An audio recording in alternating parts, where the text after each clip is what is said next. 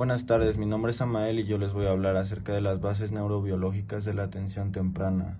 Primero tenemos que definir qué es la atención temprana. Esta se define como los programas de intervención terapéutica que van dirigidos a niños desde 0 a 6 años de edad.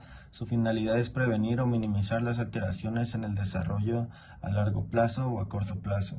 Básicamente su eficacia se basa en qué tan antes se haga esta intervención, y una característica de la intervención es que es sistemática y secuencial, o sea, va por pasos.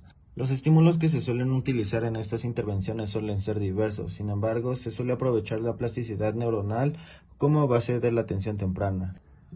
La función de la plasticidad neuronal se basa en que el tejido nervioso responde a las diferentes lesiones creando nuevas sinapsis, así como ayuda a recuperar la función o cambiar su naturaleza.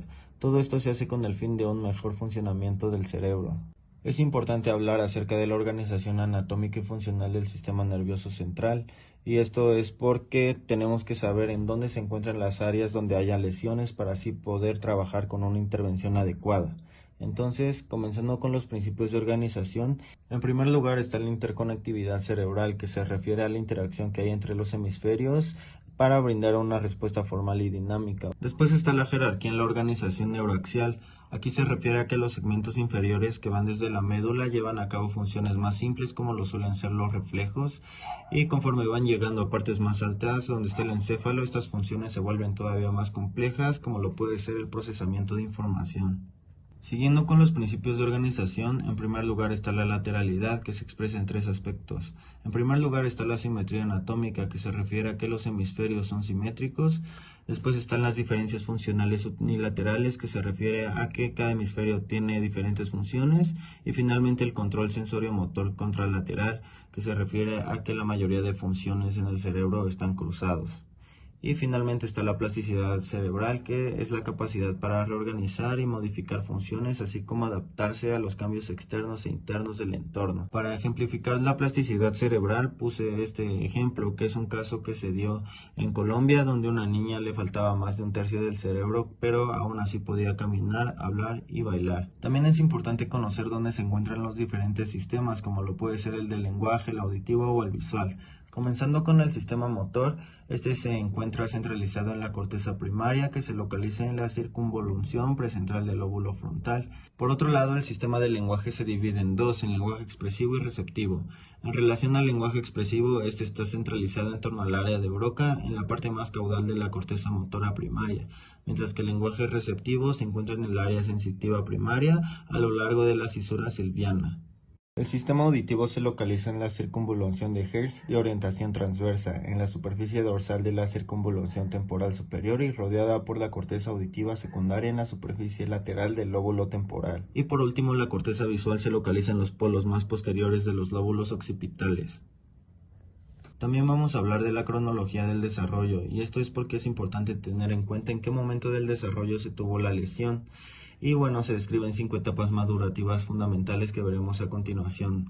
También se menciona un dato en la lectura importante, que menciona que los niños más pequeños tienen mayores posibilidades de suplir funciones por plasticidad neuronal. La primera etapa es el periodo prenatal, que va desde la fertilización hasta el nacimiento, que son aproximadamente 280 días. Y en este periodo, cada célula se conecta con otras, determinado por la influencia genética, que puede ser modulada ya sea por factores epigenéticos como las hormonas, o en el ambiente como lo puede ser la temperatura. Después está el periodo neonatal, que va desde el nacimiento hasta el primer mes. Aquí, como ya nació el bebé, pues se puede hacer una evaluación objetiva acerca de las estructuras y su funcionalidad. Aparte, mientras va creciendo el bebé, pues van madurando más las esferas de su funcionamiento, como la puede ser la esfera motora, sensorial, del lenguaje y emocional. Después está la lactancia y la primera infancia, donde en el primer año el desarrollo de las áreas de la corteza cerebral se realizan primeramente en las primarias motoras y sensoriales, siguiendo con áreas temporal y parietal. Después está la segunda infancia, donde los procesos de organización cerebral y mielinización continúan durante los primeros 6 años de vida del niño de forma intensa, estando estrechamente relacionado con el aprendizaje.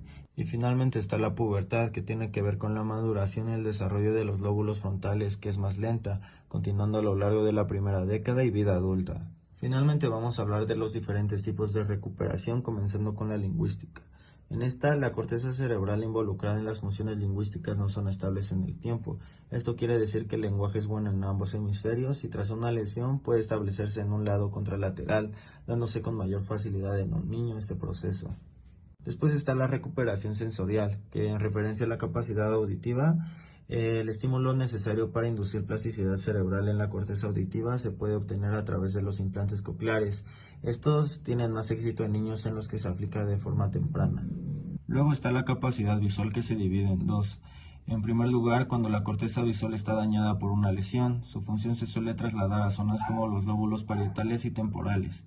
Y la otra es cuando no se desarrolla la visión, donde existe una plasticidad cruzada que incrementa o facilita percepciones como lo puede ser el aprendizaje de la lectura de braille. Y bueno, eso es todo, muchas gracias.